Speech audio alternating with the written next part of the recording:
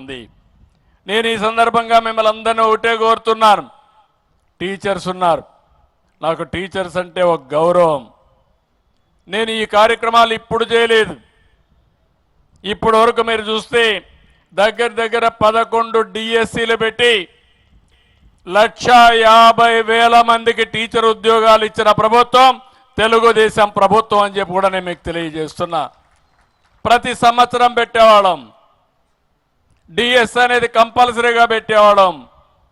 ఎంతమంది రిటైర్ అయితే ఆ పోస్టులన్నీ కూడా రిక్రూట్ చేసేవాళ్ళం. భవిష్యత్తులో కూడా హామీ ఇస్తున్నా. ఈ సంవత్సరం ఎడ్యుకేషన్ మినిస్టర్ గారు రేపు జూన్ కంతా మళ్ళా స్కూల్స్ ప్రారంభించే లోపల టీచర్ని మొత్తం రిక్రూట్ చేయడమే కాకుండా ట్రైనింగ్ ఇచ్చి మొదటి రోజున వాళ్ళు స్కూల్కి వచ్చే పరిస్థితి తీసుకురావాల్సిన అవసరం ఉంది. ప్రారంభించిన మొదటి రోజునే కొత్త టీచర్లందరూ కూడా పొజిషన్ చేసే బాధ్యత తీసుకోవాలి. ఆ తర్వాత నెక్స్ట్ ఇయర్ నుంచి ఎక్కడికక్కడ ప్రతి సంవత్సరం డిఎస్సి ఉంటుంది. వాళ్ళకు కూడా ఒక పర్టికులర్ టైం ఇస్తాం. అవన్నీ ఇచ్చి మళ్ళీ కొత్తగా సంవత్సరం క్యాలెండర్ స్కూల్స్ ప్రారంభించే ముందే వాళ్ళందరినీ కూడా పొజిషన్ చేస్తాం.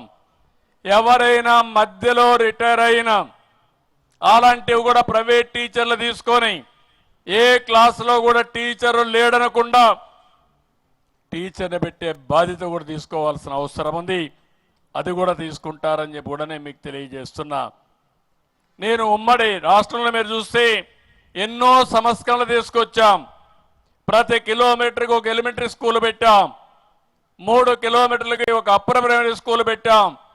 5 కిలోమీటర్లకు ఒక హై స్కూల్ పెట్టాం. మండలంలో జూనియర్ కాలేజీ పెట్టాం. రెవెన్యూ డివిజన్లో ఇంజనీరింగ్ కాలేజీ పెట్టాం. జిల్లాలో మెడికల్ కాలేజీ పెట్టాం. ఈ విధంగా మీరు చూస్తే విద్యకు ప్రాధాన్యత ఇచ్చాం. ఈరోజు ఇంజనీర్లు వచ్చారంటే కొన్ని వేల వందల స్కూల్ కాలేజీలు పెట్టాం. డాక్టర్లు వచ్చారంటే 10ల సంఖ్యలో మెడికల్ కాలేజీలు తీసుకొచ్చాం. దానివల్ల మన వాళ్ళు డాక్టర్లు అయ్యారు, ఇంజనీర్లు అయ్యారు, బ్రహ్మాండంగా చదువుకొని ముందుకు పోయే పరిస్థితికి వచ్చారు. ఇంకో పక్క గురుకుల పాఠశాలలు తీసుకొచ్చాం. పేద పిల్లలకు రెసిడెన్షియల్ స్కూల్స్ తీసుకొచ్చాం. ఇంకో పక్క ఆడబిడ్డలకి ఫస్ట్ టైం మీరు ఒకసారి చూస్తే గర్ల్ చైల్డ్ ఇన్సూరెన్స్ స్కీమ్ తీసుకొచ్చి 5,000 రూపాయలు బ్యాంకులో డిపాజిట్ చేసి వాళ్ళ చదువుకు జీవితంలో సెటిల్ కావడానికి ఆ రోజు డబ్బులు ఇచ్చాం. ఇంకో పక్కన ఆడబిడ్డలకు పెళ్లిళ్ళకు కూడా ఆర్థిక సహాయం చేసిన ప్రభుత్వం తెలుగుదేశం ప్రభుత్వం అని చెప్పి కూడా నేను మీకు తెలియజేస్తున్నా. ఉద్యోగాల్లో కాలేజీల్లో మీరు చూస్తే 33% రిజర్వేషన్లు ఇచ్చాం. ఈరోజు టీచర్లకైతే 50% అంతా కూడా మొత్తం టీచర్లు అమ్మాయిలే ఉండే పరిస్థితి తీసుకొచ్చాం. తొందరలోనే 16,347 మెగా టీచర్లు కూడా రిక్రూట్ చేస్తాం.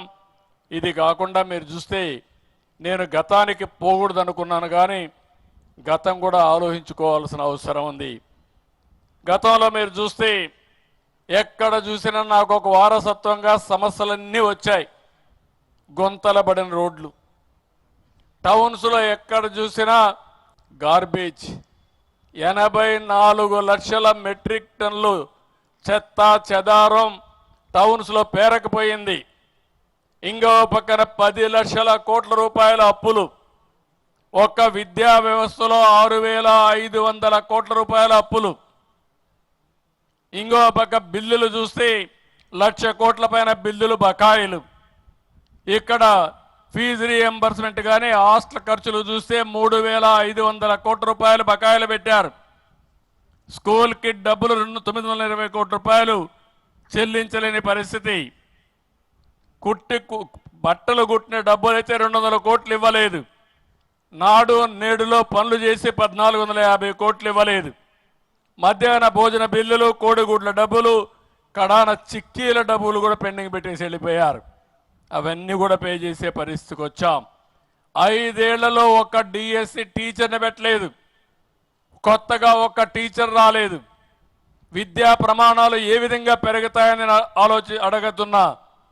ఎప్పుడైనా సరే టీచర్ లేకుంటే చదువు ఎట్లా వస్తుందని అడుగుతున్నాను. ఈ విధంగా వ్యవస్థను ఇచ్ఛిన్నం చేసి విలీనం పేరుతో స్కూళ్ళన్నీ జీవో 117 తీసుకొచ్చి 4 లక్షల మంది పిల్లలు స్కూలుకు రాకుండా పోయే పరిస్థితికి వచ్చారు. ఇలాంటి చాలా జరిగాయి. ఈరోజు ఈ ప్రభుత్వం చాలా స్పష్టంగా ఉన్నాం. నేను అందుకనే ఇక్కడికి వచ్చినప్పుడు ఒక హామీ ఇచ్చాను.